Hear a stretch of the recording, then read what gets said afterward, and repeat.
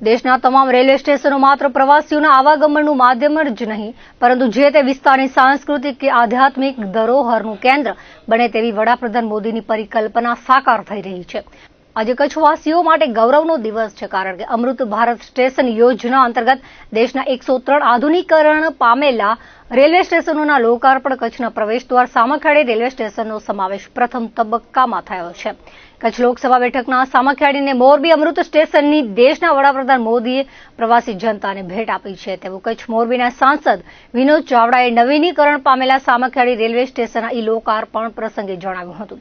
વડાપ્રધાન મોદીએ રાજસ્થાનના બિકાનેરની ધરતી પરથી અમૃત રેલવે સ્ટેશન યોજના અંતર્ગત નવીનીકરણ પામેલા દેશના 103 રેલવે સ્ટેશનોનું લોકાર્પણ કર્યું હતું, જેમાં કચ્છના સામખિયાળી રેલવે સ્ટેશનનું પણ લોકાર્પણ કર્યું હતું। આ તકે સામખિયાળી રેલવે સ્ટેશન પર આયોજિત લોકાર્પણ સમારોહમાં ઉપસ્થિતોને સંબોધન કરતા સાંસદ વિનોદ ચાવડાએ જણાવ્યું હતું કે કચ્છના પ્રવેશદ્વાર એવા સામખિયાળી રેલવે સ્ટેશનનું કચ્છિયતની ઝાંખી સાથે નવીનીકરણ થયું છે। આ રેલવે સ્ટેશન પર આવતા પ્રવાસીઓને કચ્છની ભાતીગળ સંસ્કૃતિની ઝલક જોવા મળશે, સાથે જ કચ્છની સાંસ્કૃતિક ધરોહરથી રેલવે પ્રવાસીઓ અવગત થશે।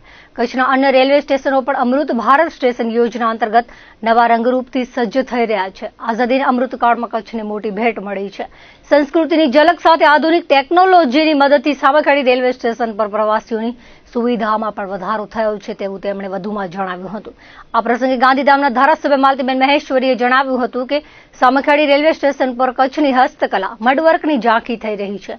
13 કરોડ 45 લાખના માતબર ખર્ચે નવીનીકરણ પામેલું સામખિયાળી રેલવે સ્ટેશન કચ્છની સંસ્કૃતિનું વિરાસતની સુંદર ઝાંખી કરાવી રહ્યું છે। અમદાવાદ રેલવે ડીઆરએમ સુધીર કુમાર શર્માએ ઉપસ્થિતોને સામખિયાળી રેલવે સ્ટેશન પર નવી ઊભી કરાયેલ પ્રવાસી સુવિધાઓ અંગે વિગતો આપતા જણાવ્યું હતું કે સામખિયાળી રેલવે સ્ટેશન પર સ્ટોપેજ કરનારી ટ્રેનોની સંખ્યા 48 છે।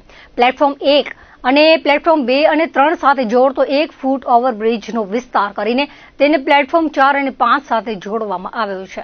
આ સ્ટેશનમાં નવીનીકરણના ભાગરૂપે વિશાળ પાર્કિંગ સુવિધા, આકર્ષક પ્રવેશદ્વાર, આધુનિક શૌચાલય, દિવ્યાંગજનો માટે સુવિધા, ફૂડ પ્લાઝા, 4908 વર્ગ મીટર એરિયામાં પ્લેટફોર્મ શેડ તેમજ સ્ટેશન પર અલગ અલગ જગ્યાએ કચ્છી મડવર્કથી સુશોભન તેમજ કચ્છના વિવિધ પ્રવાસન સ્થળોની ઝાંખી સહિતની સુવિધા ઊભી કરવામાં આવી છે। સાથે તેમણે રાજ્યના અન્ય રેલવે સ્ટેશનોના નવીનીકરણ અંગે વિસ્તૃત પ્રકાશ પાડ્યો હતો। લોકાર્પણ સમારોહ સ્થળે ઉપસ્થિત મહાનુભાવોનું રેલવે વિભાગ દ્વારા પરંપરાગત સન્માન કરાયું હતું। સમારોહ સ્થળે વડાપ્રધાન મોદીના બિકાનેરથી લોકાર્પણ કાર્યક્રમનું જીવંત પ્રસારણ નિહાળવામાં આવ્યું છે।